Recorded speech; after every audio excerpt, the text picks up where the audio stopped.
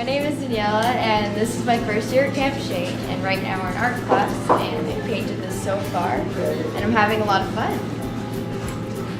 Hi, my name is Dara Devane. I'm from Hartwell, Georgia.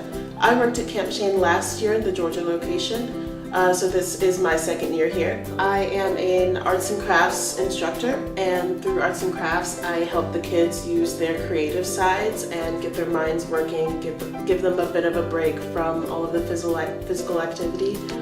This activity benefits the campers by engaging their minds, the creative sides of their minds, so that they're not always just thinking like, I have to lose weight, I have to be fit. They shouldn't always think that throughout the whole time that they're at camp, so I'm glad that I'm here to give them a break from that so that they can kind of like use that creative side of their minds and have a really good fun.